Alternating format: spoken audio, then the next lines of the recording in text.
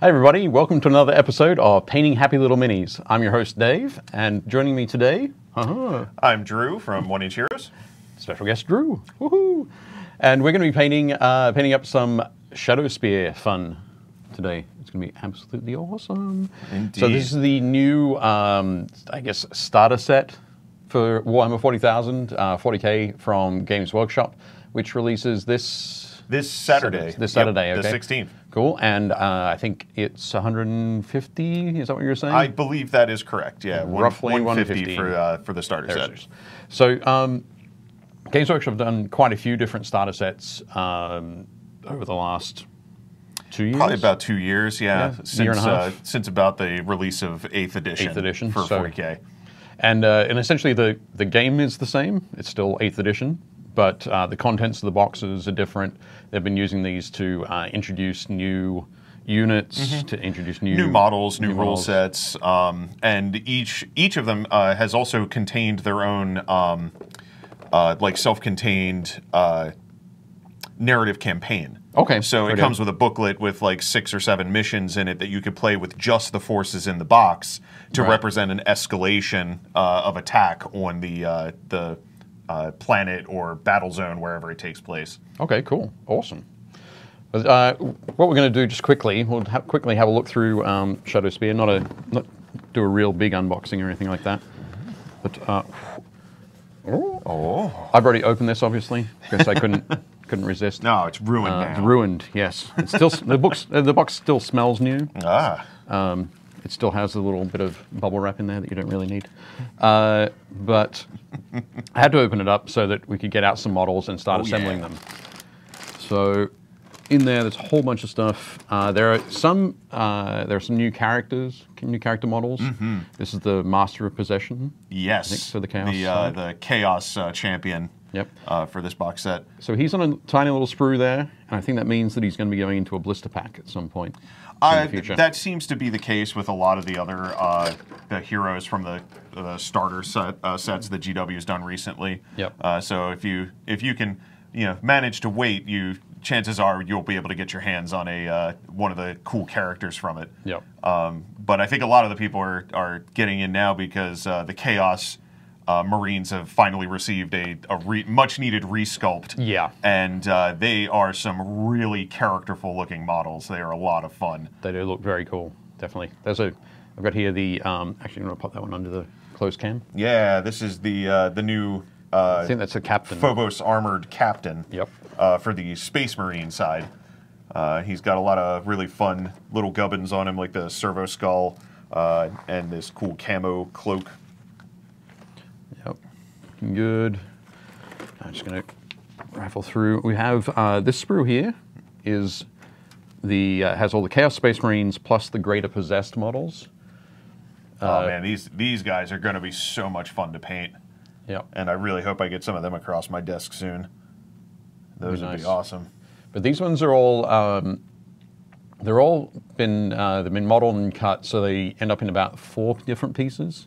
So they're pretty quick to put together. There's usually about 3 or 4 pieces to each one that they're not so difficult to put together. Yep. And one of the things that I really, really like about this edition, or about this box anyway, is all of the sculpts in them appear to be unique. So they're not putting 2 of the same sprue in there with just the same exact pieces. So you get a lot of flavor and variety in your units, which is awesome. This one here has the... this is the... Obliterator and Venom Crawler. Yeah, the giant spider butt demon engine. Yeah. That's... Were you laughing? Which word were you laughing at there? The spider, the demon engine? Yeah. It was the butt. Yeah, it's the butt. It's always the butt. Yep. Yep. So yeah, these guys are really, really detail oriented, and one of the things that I've really liked seeing in this edition to differentiate the Space Marines from the Chaos Space Marines in ages past, the Chaos Space Marines were basically just Space Marines, but with spikes. Okay, there wasn't really like a menace of evil about them, but like you look at these guys, there's faces in their, like in their armor. Their armor, there's eyes where there shouldn't be, like there's all sorts of leering, demonic presence about them, which I think really sets them apart from their loyalist counterparts. Yep. And I think that that's a real good direction for them. I think that they're really starting to get some flavor and look of their own. I agree. I think it's definitely a super cool thing. Oh yeah. And these last ones are going to get you a run of the yeah, these are. It looks like this is the sprue containing parts of the Eliminators, which are the Phobos armored snipers for the Marines. Yep, with the cool camo cloaks. And the guys who are flying with the autocannons, which are super cool looking. And also there is more of the I think there's a lieutenant in the Phobos. Yes, there is a lieutenant in there who is absolutely festooned with knives. Like he is just absolutely covered with close combat weapons, and I am all about it. I have a feeling that most of the Phobos armored guys that's their combat weapon is a knife. Usually, knife. Yeah, for a lot of the close close combat armed guys in the Space Marines is just the trusty combat blade, right? Which I think in most cases gives them an additional attack. Yep. So they no extra strength, no extra damage, but I mean they're already strength 4. That's nothing to sneeze at in close combat for the most part. Getting that extra attack means that they're going to do a lot more damage than other people just armed with a gun. And like my Gene still a cultist. Is yes, that what you're saying? Okay. Yes, I get you. We're gonna have to get a game in so I can put plenty of holes in your filthy Xenos. Nice. Well, while you get started on that, that next, what are you going to be working on? You're working on the. I am working on the librarian from the new set. So this is the new Phobos armored librarian, and they specialize in obfuscation disciplines that basically allow them to hide and sneak the Space Marines around the battlefield, which I think is a pretty cool dynamic. Yep. As a loyal Crimson Fist and Son of Dorn, I feel like all this sneaking and camouflage is it's a little suspect as a Marine player. Yep. I tend to be bold and upfront. My armor lets everyone know who I am. I don't need all this sneaking business. Sneaking might be handy though. Yeah, but I'm still gonna get them. Yeah, for sure. Cool. Well, just quickly show this. So this is the core rules of 40K. There we go. Mm-hmm. So it's there's not a lot of sort of rules in there. It's that and that. Yeah, so nice and quick to that's learn. one thing I do like about this edition, especially, is they've gotten rid of a lot of the rules bloat. I think that sort of bogged down games in the past, and it feels a lot more like 40K to me because I'm an old hand. I've played since Rogue Trader, and so some of these, a lot of the rules makes it fast and furious and fun, which is what 40K is supposed to be all about. Yep. Cool. Shadowspear. There we go. That's the campaign booklet. Here's the campaign booklet. So I have a lot of fun missions in there that you can use your new units on. And then there is a mini codex, each for the Vanguard Space Marines and the Heretic Astartes Demonkin, so the Chaos Space Marines in there. So that's quite neat. These are designed. This is designed to go along with the Codex Adeptus Astartes, and this is designed to go alongside the Codex Heretic Astartes. Yep. So definitely cool there. So you're painting that guy. I'm going to be painting this guy. I'm going to reach in front of you for a second. Sure. Put him under the close cam. Ooh. This guy is an obliterator. So I'm going to be painting him up. That guy is super fun looking. Just so everybody knows, one of the huge demon infested. Yeah, like they're demon associated, sort of demon adjacent. Demon adjacent. Yeah, for real estate purposes. Cool. So just quickly now, because I'm not used to looking at the chat. That's like Rick's kind of deal. We'll say hi to everybody who's here. On Facebook, we've got Steve We've got Pavel, we've got Dave, Chris, Walter, Carl, Kelly, David, Rad, Chris, Ted, Chris, all the Chris's, Stephen, Walter. Oh my goodness. Looks like we got a full house James, today. Everybody. I guess everybody is as excited for Shadowspear as we are. Yep. I think so. Oh, and right at the end there, Kat says it seems to be a problem with YouTube. Uh-oh. Those pesky kids and their YouTubes. Also, Michael Gonzalez says, is YouTube down? I can't find it there. Uh-oh. No. Anyway. Oh, yeah. It says there's an issue. It says what? It does say there's an issue. Oh, so there is an issue with YouTube. Yep. But we can't fix it. We can fix it? We cannot. No, that's we a cannot YouTube fix it. It's a thing. YouTube issue. So my right. apologies. I apologize on behalf of YouTube. But, yep. You'll just have to come and watch us on Facebook. Or Twitch. Or Twitch. This is true. Chris Cox says, I'm watching and painting from vacation. Nice. My goodness. Have brush will travel. Yep. It's the important, it's the best way to do it. One thing I was going to talk to people about today with painting this Obliterator is that I'm painting it up as a Black Legion guy, so it has black armor, gold trim. It has a lot of trim on it, so around the edges of the armor plates and that kind of thing. I see a lot of people usually go and they'll paint that separately. They would very carefully run their brush along to get all the edges of the trim so it doesn't go over onto the black armor plates. I always approach it a little bit differently in that I dry brush my entire model to get that trim color on there. Well, I think it's interesting that you do that because you can take advantage of paint's natural property to settle into recesses later. So going back and painting those big armor panels with black is not so difficult as it is to go through and painstakingly hit every little piece with gold. Yep. It's actually a lot easier to do it your way, and it does look just as nice. Yep. Definitely. Definitely. There was back in the day when we were messing around with Battlefleet Gothic, the relaunch of Battlefleet Gothic. Oh, I still have several fleets Yep. for Battlefleet Gothic. Nice. There was a time when I was working in the Games Workshop US studio where we were promoting sort of a 40K boarding action kind of thing alongside Battlefleet Gothic. And we built tables for each of the stores, and then we had to paint a couple of hundred Chaos Space Marines. I think I remember that. Right. Well, I painted those.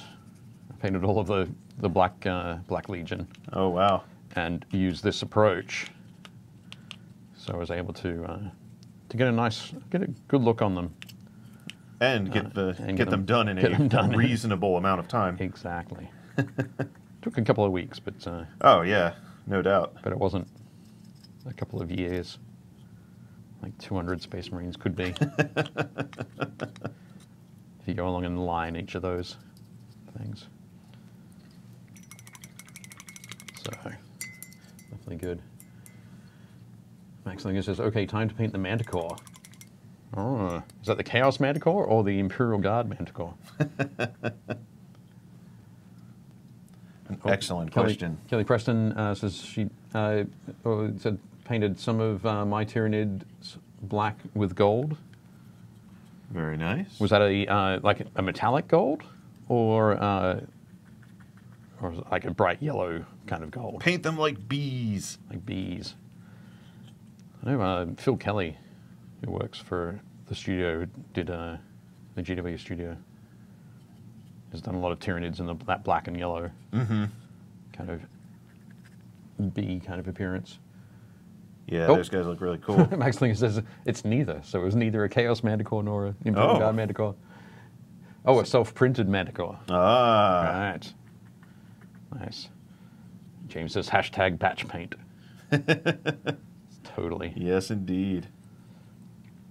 But in the Twitch chat, DeMonthold said, it's amazing how long it took them to make the Chaos Marines to Dark Vengeance standards. That is true. Absolutely true. Yeah. So Dark Vengeance was one of the starter sets for 6th edition? Yeah, I think Dark Vengeance was 6th or 7th, and that one comprised the Chaos Space Marines and Dark Angels, if I'm not mistaken. I think you're right. And I remember when those guys came out, and I said, you know, I'm a pretty staunch loyalist, but those Chaos Marine sculpts are tempting me. They look great. They do look great. They still look great. Yep. And yeah, I may have picked up one of those guys off of eBay. All right. To paint, just because I really wanted to paint one of the Chaos Marines guys. Yeah. Yeah. Nice. I still haven't done it, but But yeah, he was a cool one. I think I just need to figure out what Legion I want to paint him as. Right. I'm real tempted to do Word Bearers. That'll be good. Because I just need to paint more red. You know, more red. Apart from my Crimson Fists. A little bit of silver trim. Definitely be good. See, with those, I'd do the same. I'd probably approach those in the same way. Mm-hmm. I'd dry brush probably tinny tin first. No surprise to Leona out there. Yeah. And then some gunmetal on, and then come back and paint the panels with like a burnt red kind of thing. Absolutely. Okay. And sitting on the other side now, I've totally realized now how often I look up at the monitor to check on my painting under the close cam. Yeah. So it's like, oh, I don't have that. No. So. Come on, you're an old Astartes. Improvise, adapt, overcome. I'm going to use my meat eyes to look at the the piece that's right in front of me rather than I actually had that look discussion. at the digital reproduction of it. I actually had that discussion the other day with a friend of mine. We were talking about like you know, if you could replace, you know, all right, you know, bionic parts, that sort of thing. A lot of people I've heard said they would go for eyes. Yeah. Like, and I said, I don't know. I'm rather fond of my meat parts. My meat parts, exactly. So obviously, my meat eyes might be degrading, but yeah, same. Like, there's not. I'm not going to be sort of disrupted too much by like an EM pulse or anything like that. Right. Yeah. You know, I don't need my eyeballs hacked. Yep. How else are they going to get upgrades without, you know, Bluetooth compatibility? How am I only watching Amazon ads? That's how they get you.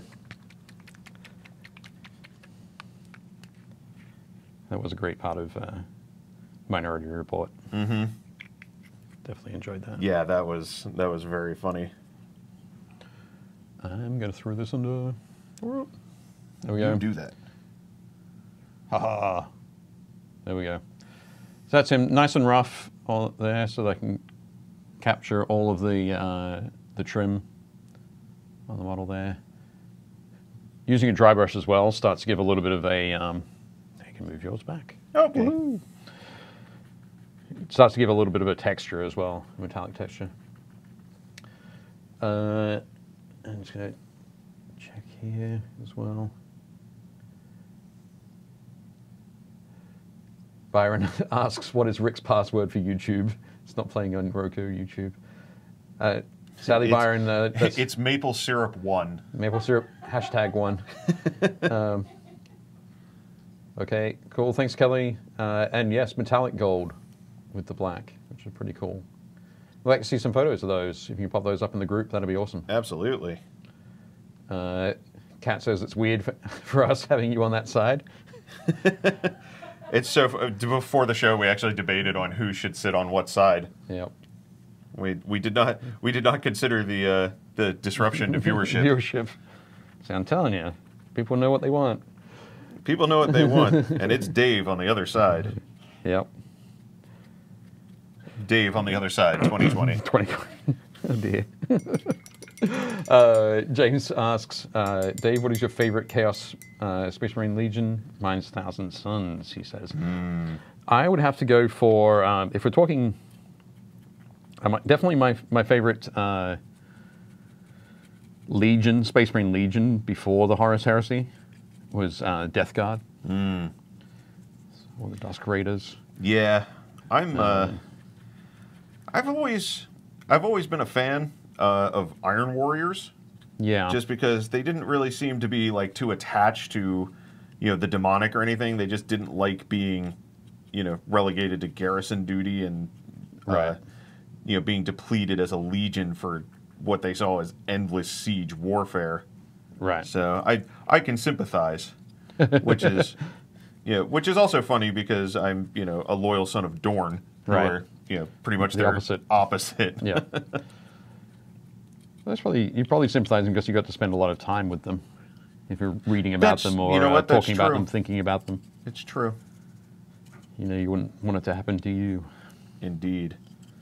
But yeah, I think, probably even now, like post 10,000 years later, I'd probably have to go for the Death Guard as well. Yeah.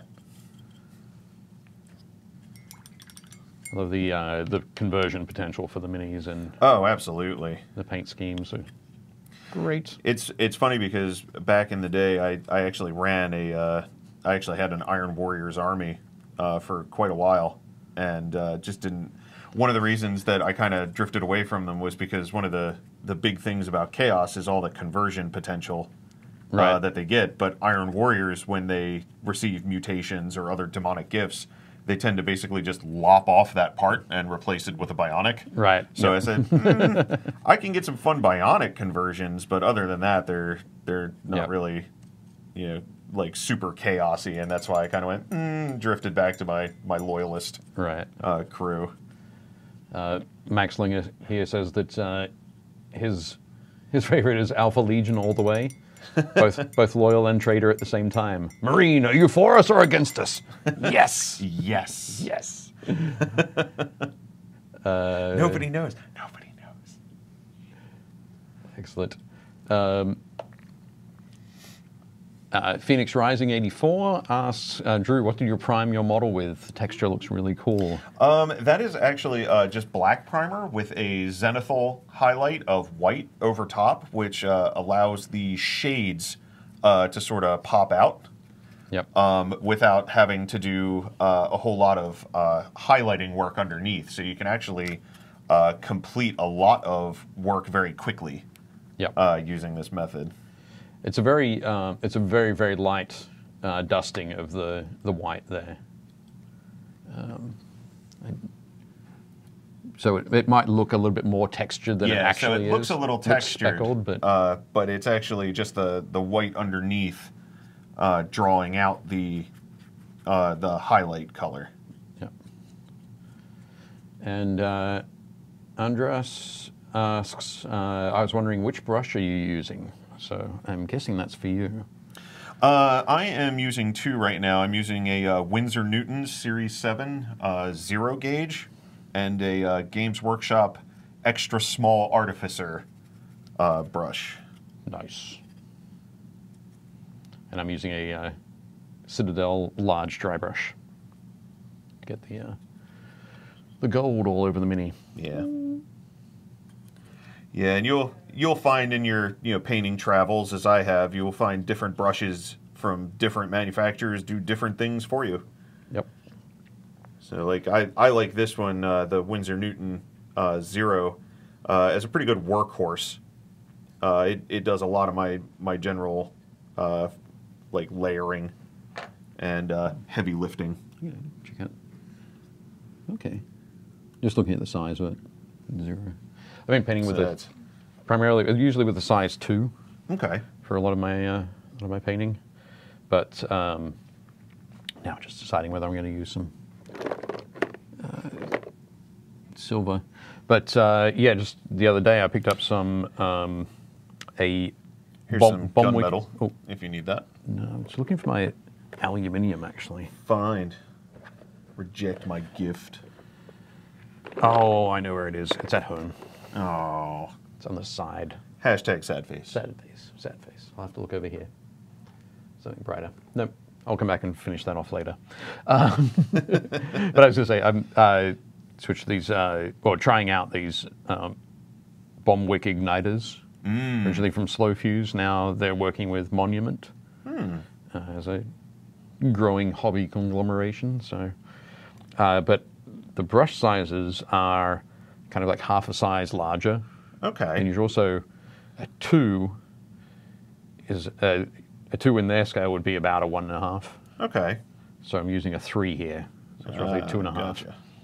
So I figured if I needed to go, if I wanted to get more coverage, paint faster, it would be go for a brush that's half a size larger. Sounds about right. Okay. Andrew says, nice pairing. I'm guessing that's in regard to the brushes, your brushes. Perhaps. Or maybe he's talking about us. Oh. Nope. We're a nice pairing? Yeah. Possibly. I do enjoy your company.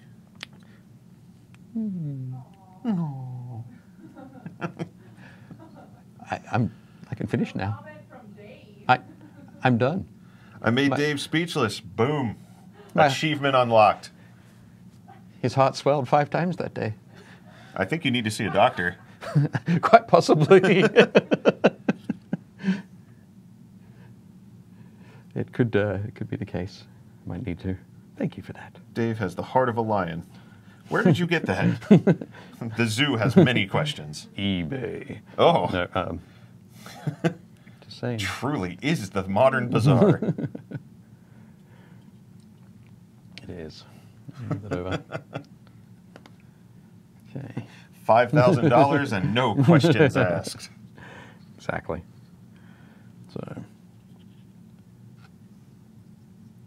So far this brush has been able to keep a really nice point, which is good. Yeah. That's always a key. I really like brushes that'll hold on to and retain their point. Yeah. Not only while working, but once I'm done and they go back in the hobby tray. Right. They gotta stay nice. Exactly.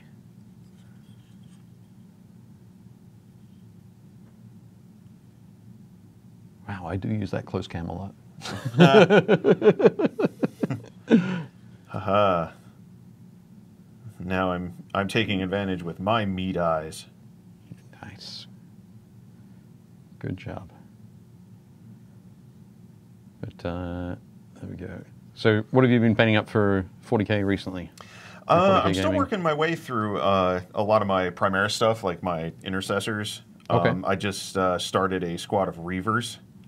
Okay. And finished a Primaris chaplain who was an absolute joy to work on. And when I knocked out his base, I think I finally hit on a verdigris recipe. Okay. Because I painted a big metal plate that he's standing on. Nice. And I wanted it to look, because all of my Crimson Fists are based in urban rubble terrain. So I wanted it to look like he was standing on a chunk of building. Right. That had fallen, and it turned out really nice, and I was actually really happy with it. And it was one of the recipes I wrote down in my hobby journal. Oh, cool. Yeah, I have a nice little leather-bound book that I keep in my hobby kit, and whenever I hit upon a delightful recipe or a color that I want to replicate in the future, I write down the components of it and put a color swatch. Okay. In it, so it makes it easy for me to find and do it again. Color swatch is a great idea there. Mm-hmm. Well, especially because it's already right out on the palette. So all I have to do is be like, oh, that's a nice color. Boop. Right in the book. Excellent. You have to make that noise, too, or it doesn't work. All right, okay, the little boop You have noise. to say, boop. Excellent. Do you find that that you get any sort of discoloration?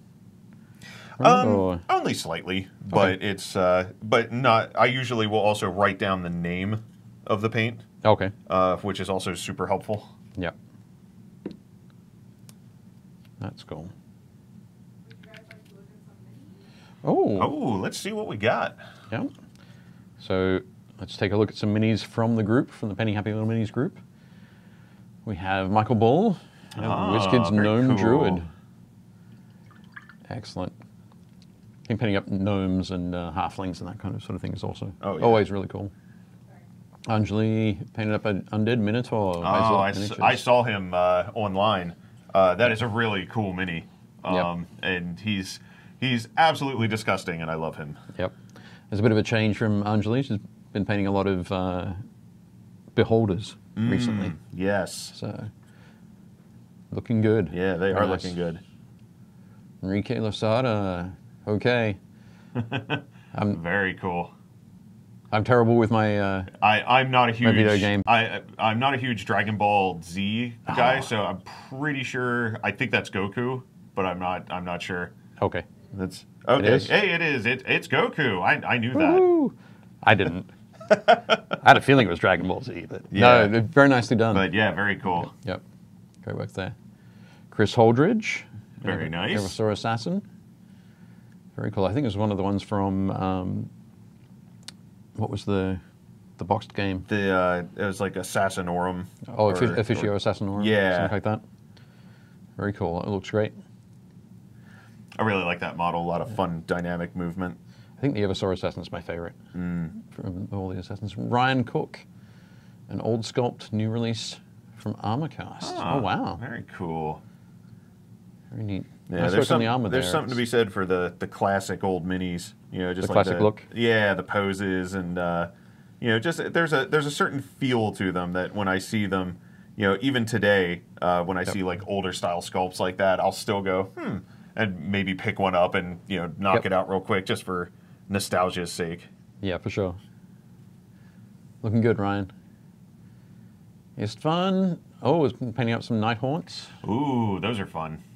Yeah, I think those are. Cool. I think those are some of the best new models from GW that I've seen.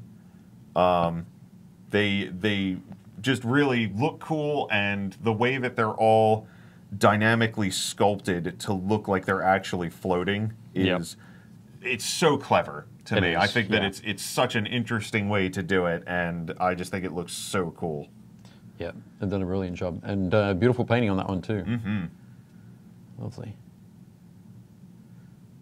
Ben Fail. Oh, painting up some Night Lords. Oh, very cool. So there's a Chaos Space Marine Legion, if there ever was one. Yeah. Looking good there. Yeah, pretty twisted. Coming out. The Kill Team, Ben. I have to get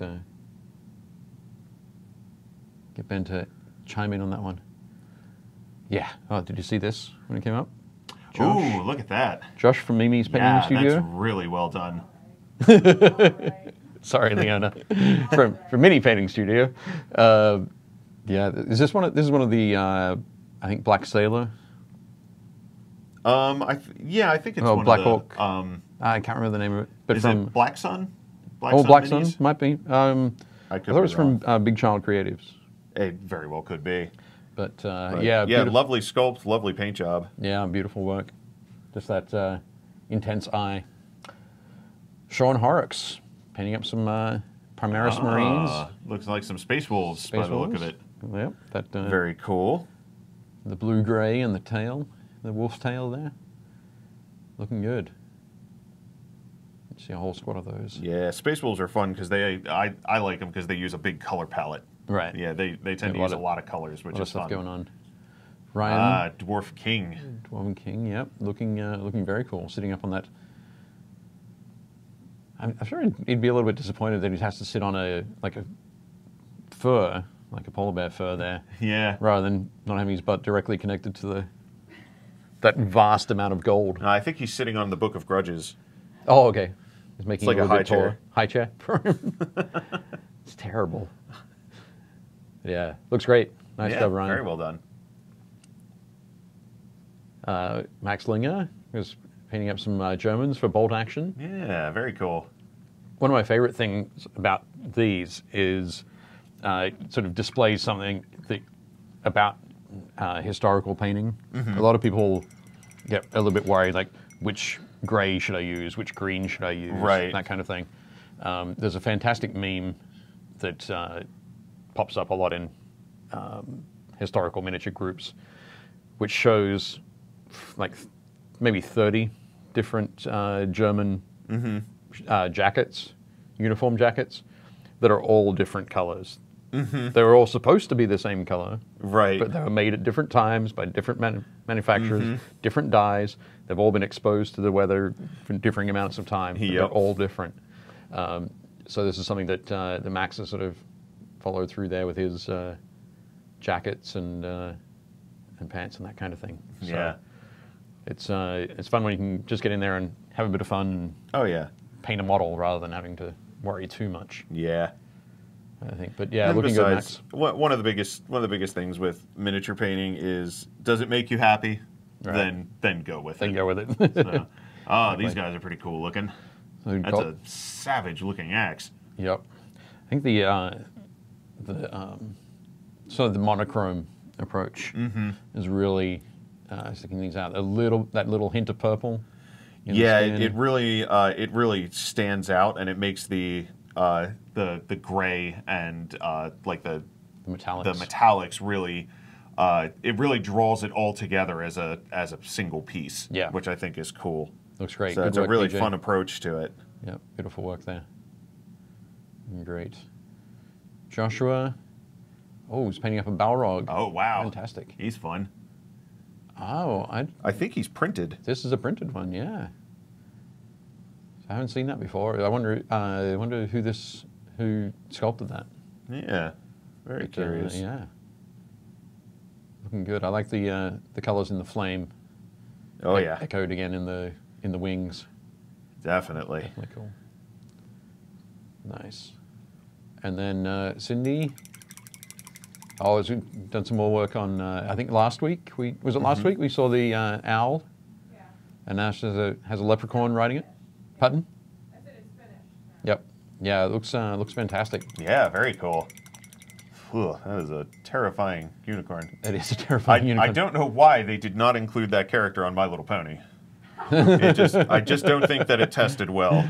Probably not. Probably not at all. Nightmare Pony just didn't go over well. I can't imagine why. No, nor I. But I think one of the other things I want to point out, particularly after last week's discussions about basing, is looking at Cindy's bases here. There's a variety of textures on there, which is fantastic. Yeah, there's a lot of visual interest Yep. on the bases, which is cool, and it looks more realistic to have more than just one type of plant. Yeah. You know, on the base, like there's different colored flowers. You can see there's different colors and textures of grass. Yep. And other small flora on there, which I think really draws it together as a piece. I actually saw that you guys were doing a show on basing, and I was really bummed because I love doing basing. Right. And I was like, oh man, I wish I could have been on that one.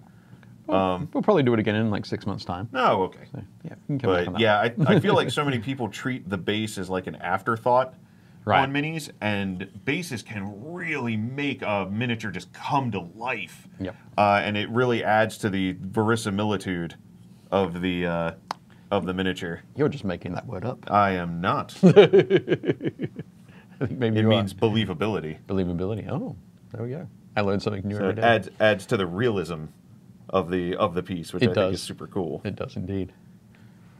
Well, that was great stuff. So is that it, Leona? Yep. Fantastic. So thank you everybody for posting your work Yeah, over the weekend. very well done. Everything looks great. For those of you who aren't in our Painting Happy Little Minis group, as it says at the bottom of the screen there, join the Facebook group.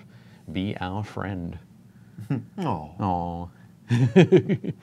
So yeah, head on over to Painting Happy Little Minis, request to join. One of us will add you, and you'll be able to post your own works in progress, things you've completed. If you have questions, you can ask them there. You can also provide answers if people are asking. Provide true. encouragement and support. Absolutely. And help us build. We've got quite a nice little community That building is one there. thing I do enjoy about the hobby community is when you have resources like Painting Happy Little Minis around, it makes it more encouraging to want to try new things, or to even just get started in the hobby, because you have people who are so willing to help you. Yeah, it's definitely a good resource, for sure. Absolutely. Kelly is going to try and post his Tyranids later. Oh. Awesome. Look forward to seeing those. Oh, Max said, yeah, I used German field grey as a base, then mixed in some blue, some brown, and some greens to do that. Very well done. Looking good.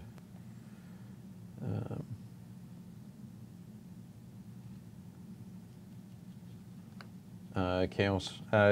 Cat asks, does anyone know what company made the unicorn? No, I do not know. So Cindy, if you're watching, you can let us know. Or actually, Kat, if you jump into the group, scroll back a little bit, you'll see those posts from Cindy, and you can jump in and ask there. But no, I don't think any of us recognize. No, it's not familiar to me. SG Markey says, I spend more time on my bases than I do painting the actual mini most of the time. You know what? I have a few pieces in my own collection that I have definitely spent more time doing the cool base for than painting the actual miniature. That's funny. So I feel you. Yeah. I think one of the things that I like to do is I like to, particularly when I'm painting an army, is I like to think about the basing sort of up front. Yes, absolutely. And just to sort of think about it once, and then just apply it across all the bases, so I don't have to think about it later on. You are absolutely correct, and I think it also helps you. It helps you get a feel for how you want to paint your army too, because if you're looking at your basing and then you're like, okay, well these guys are in urban terrain or they're in a forest, it makes it a little easier to, paint things like camouflage or things of that nature on your minis later, because you're already in a zone where you're like, oh, well, I know what they want to look like. I know what colors I'm going to use on the base, so I know how to draw them together. And I think that that's a big consideration. Yeah, definitely. That's a good one. Good thing there have actually definitely been times where I've painted the rest of the model and they might have had a camo cloak on, and I've left the camo cloak until after I've done the base. Yep, absolutely. Come back and work those colors in, for sure.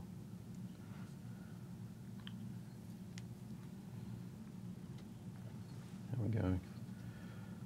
Oh, James Smith says, is there a Painting Happy Little Mini shirt for reals? Sadly, there is not at the moment. Not yet. It looks like it's an undead unicorn from Reaper. Okay. Okay. So I'm not sure if you heard that, Kat, but... No, wait. Never mind. Oh, from one of the Zombicides? That's what Chris... Yeah. That's actually what it is. Sorry. Okay, Walter said... Okay, here's where Walter said it. I want a Painting Happy Little Minis shirt. Rick and I actually had a quick chat last week. Once he's back from Gamma, the Gamma trade show next week, we'll probably try and nail something down. Walter says, send me one. Today is my birthday. Happy birthday, Walter. Joyous spawning anniversary. Sadly, you might have to wait until next year for us to send you a birthday gift of a T-shirt. But if we saw one out earlier, Kat says she sees it as a Christmas gift. Is she talking about the T-shirt or the undead unicorns? I would totally give away undead unicorns as Christmas gifts. I would. Yeah. Okay. Oh, and Michael Gonzalez says it's a Zombicide Green Horde Kickstarter exclusive. So there we go. Ah, there we go. We do have an answer. Yeah, sorry about that. Steve Hasselbaker says, if you make it, we will wear it. He's not wrong. Oh, Kelly says, I wish I could stay and see more, but the four-legged kids need to go out. Talk to you later. Yes, sometimes they need to be walked. Catch you later, Kelly.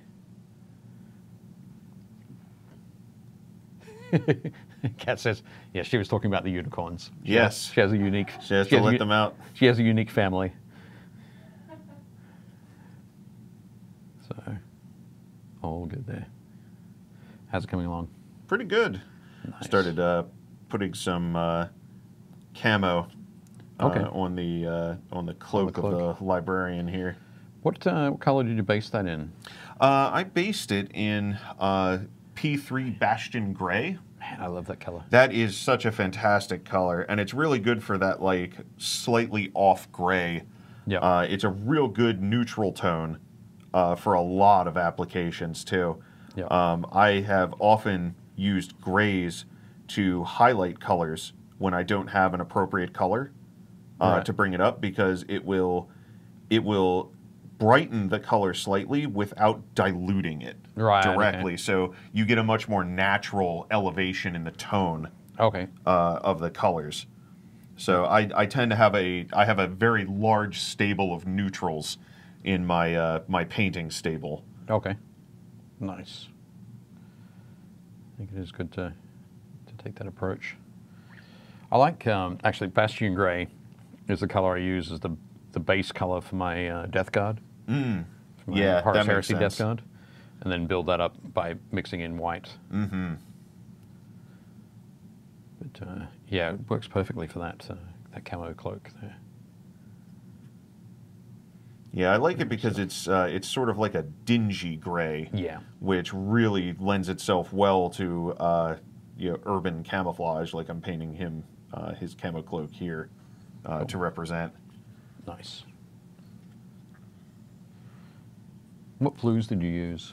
The blues, I used Vallejo Game Color Imperial Blue for the base. And then I just mixed in increasing amounts of Vallejo Deep Sky for the highlights. Just that's it, just the two colors. Is that how you'd normally approach it for your Imperial Fist, or is it? Yep. Okay. Yeah, that's nice. I tend to, one of the things that I do when because I have a lot of Crimson Fist to paint, is I tend to keep my color palettes small, so it's easy to replicate a color, and it's also easy to come back to. Right, okay. And then that way, it also gets a much more natural progression in the tones, because if I only use those two colors, then that's the only blend, basically, that I get in each step, is just adding a little bit more, a little bit more, a little bit more. And it helps me just paint in, like, batches that way, too. Cool. So just as a personal preference. Right. Now I'm going to add a dark tone to the camo cloak by putting in some Vallejo German gray, which is one of my absolute favorite grays. Nice. Because it's sort of black, but not quite. Yep. Which I really like as far as colors go.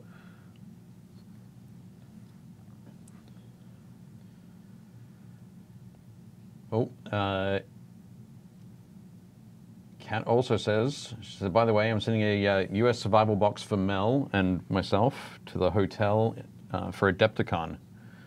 So Adepticon is coming up in a couple of weeks. Oh, yeah. My buddy Mel Bowes, the terrain shooter, is coming over. We're sharing a room at Adepticon. Delightful. Which will be super cool. And it sounds like we're going to have plenty of whatchamacallit bars. Nice. Cool. I haven't had a whatchamacallit in ages. I don't know that I've ever had one. Well, you are missing out. Well, apparently not for much longer. Yay! Michael Gonzalez says he's all about the Iron Hull Grey. That is a good gray too. Yep. I don't think I've ever used that. Is that another Vallejo? I honestly don't remember. Not sure. Michael, who makes the Iron Hull Grey?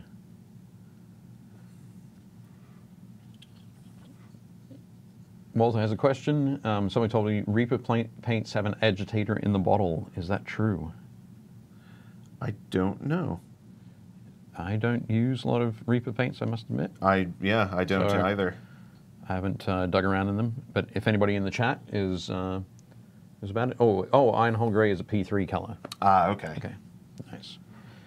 So that's good. But yeah, if anybody's used a bunch of Reaper paints and knows if they have an agitator in them, I think I've heard that they do have like a skull-shaped agitator. I think they might. I only have one Reaper color, right, in my collection, and I think it's because it came free with like I ordered a bunch of miniatures and they sent me one. And it was like, oh, okay, cool. This is it was a very obnoxiously bright pink. Okay. And I think it was one of their breast cancer Oh, okay. Like survivor awareness kind of thing, because it had the ribbon on the bottle. Oh, okay. Right, yeah. And it was garishly pink. I've only used it for a couple of applications, but right. Maybe we should try messing around with it and knock it back with a little bit of grey. See how that. Yeah, give that a shot. Yeah, it has some previously unexplored potential. Absolutely. Yes. Nice. Rad Olgren says, Reaper does not have an agitator. And Carl says Reaper sells an agitator. There we go. Which is skull-shaped, but they're not included automatically in the paints. Gotcha. Which is probably good, so people can choose to go with it or not. So that makes sense now. Okay. I think I haven't really messed around with the Reaper paints because my local doesn't carry them, but I know that I know that there are plenty of places across the country that do carry the Reaper paints. My friends who paint at the HMGS, or the Historical Miniature Gaming Society Hobby U, enjoy a lot of Reaper paints. Reaper do the awesome Reaper Con each year, where they get painters along, they get painters and sculptors and that sort of thing to run a whole bunch of classes for very cool people who visit, and there's a cool painting competition. I'll have to check that out one of these days. Yep. I think it's a little bit later in the year, like September, October. Could be wrong. Josh will let me know. Yeah. Because Josh is out that way. Yeah, I was going to say, I think he's doing a thing there. Oh, yeah. Definitely. Bob Bush says, I should not be watching. It makes me want to paint Space Marines. Oh, we can't have that, do we? That's liminal advertising. Yep. There's nothing sub about it. Carl says, I have 3 bottles of the Breast Cancer Awareness Pink. Great for a purple highlight for hair and brains. Good applications all. Kat says, somehow it does not surprise me that bright pink isn't one of your favorite colors. James says, you can use pink for Emperor's Children, Drew. That is true. If I was a heretic. Rad said that he picked up some of the agitators, I think, at Origins.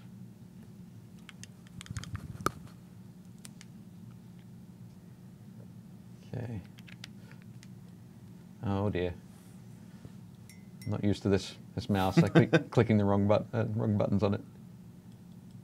It's a poor craftsman who blames his tools, Dave. Yes, I am a poor craftsman. I think we've established that. Okay. But, okay. And apparently we can't find them, they can't be found on those agitators can't be found on the Reaper site. So, might possibly only be available at the shows. Yeah. A real inexpensive alternative for those of you interested in agitator beads. You can buy glass craft beads. Okay. At pretty much any arts and craft supply store. They come in varying sizes, so you'll have to figure out which ones work for you. But you could usually get a big handful of them for not very much. You could drop them in the bottles, and they have enough weight that they'll shake around. Okay. I've had mixed results with like some of the metal ones, even stainless steel, because they can taint the colors because eventually they'll rust. Okay. Inside, but glass doesn't do that. Yeah. Yeah. I've also heard of people using hematite beads, but those are mainly iron. So again, I would not recommend that, because if they break inside the paint, then they are definitely gonna rust. Right. Okay. But yeah, glass agitator beads are where it's at. Nice. My usual recommendation is paint so often. your paint runs out before it gets thick. Honestly, that's kind of where I'm at most times. Is I tend to move through my paint so quickly that it doesn't matter. Yep. Okay, just for a second there, I'm going to throw this guy. What do we got? Oh, we've got about 4 minutes left to go. Alrighty. So I'm going to let's see. Just quickly pop him under there. Oh, very cool. So you can see lots of nice bright gold, and I've just gone and painted the panels with black. He's definitely a Black Legionnaire. Black Legionnaire, for sure. So what I can do now is on that gold, I can come back with some wash to tone some of it down. I can add in some bright silver to hit some of those highlights. And then on Thursday, I'll come back and paint some of the fleshy bits. Oh, very fun. The fleshy and the other metal bits. Very cool. So yeah, that'll definitely be neat. But how's yours looking? I've got my librarian. Wow, looking nice. Coming along there. Did some of that fun triangle camo pattern. Yep. What brown did you use? Oh, yeah, there we go. On his gauntlets and the brown that I used was actually a mix of German gray and mahogany brown from Vallejo Model Color, highlighted with red leather. Nice. Big fan of the red leather. That is a fantastic color. It works for so many different applications. Yep. And I like that you can use it. It comes out as a softer leather. Right. So it doesn't look like it's very hard, which is cool for doing things like gloves or belts, things that have a little bit of flexibility, to them. They're not like a stiff leather. Right. So, which works for me. I like that in a lot of armor applications. Sorry, folks. I was just digging around. I knew I had to pull it out and show it off, particularly to Josh. Cavalry brown. Cavalry brown. That is an awesome color. I use that a lot for undercoating reds. All right. Yep. Yeah, I'll put that down first because it's a nice brown with a reddish tone. So the brown will be dark enough for the red to cover. Sit on there nicely. But it also makes the red pop because it's in that spectrum of color. So it makes it really. The red actually comes to life, and it doesn't require nearly as much coverage in order to get a really good red. Cool, excellent. I might try some of that on the loincloth. There you go. Thing, just for you, Josh, and for your crew. I've been messing around recently with Team Cavalry Brown and Team Charred Brown and that kind of thing. Charred Brown is a real good one. I like that one. Favorite. I like to use that one actually to make harder leathers. All right. And I will mix in a little bit, just a little bit of green, and a little bit of like an ivory or a bone color, because then you can simulate wear along the edges of harder leather. So things like saddlebags on motorcycles, which are made of a tougher, less flexible, water-resistant leather, but it gets handled a lot. So wherever like hands grab the flap or the buttons, or the straps to pull up, you'll see a lot of wear and tear. So I use that along the edges of where they would be grabbed to simulate wear and make the leather look worn. Yeah, neat. That's a cool idea. Definitely good. Okay, so we are now at 3 o'clock. I say we keep going. 2-hour edition. 2-hour edition. Yes. No. What was that, Leona? Leona saying wrap it up. She says wrap it up. There was a little bit of a whimper, I think. I was waiting for the cackle and the scream of no. Okay, so thank you very much, everybody, for joining us. James says, all right, everyone, paint safe out there and have a great day. Indeed. That's a perfect line. Wish I'd saved that. Paint safe? What fun would that be? I say paint recklessly. Byron says, Cavalry Brown, cue the trumpets. Carl says, as always, thanks for the stream. Indeed. Thanks for having us. Paint Thanks great, for everyone. watching. Yes. So, yes, as we mentioned before, come along to Facebook, join us in our group, Painting Happy Little Minis. Join the, oh, there we go. Hey, our there friend. it is. So quick with the graphics. Snappy. But yes, so on Thursday, it'll be myself and Gretchen. I'll be finishing off the Obliterator. Gretchen will be working on one of the Black Legionnaires. Very cool. Which will be neat.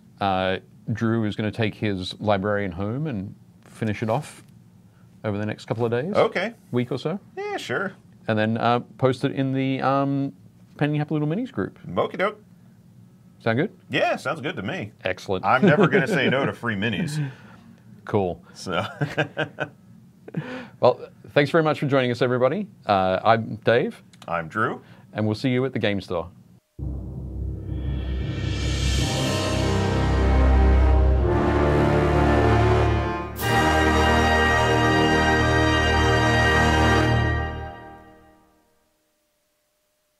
Thanks for watching Painting Happy Little Minis. If you liked it, leave a like and a comment below, and make sure to subscribe so you don't miss any new content.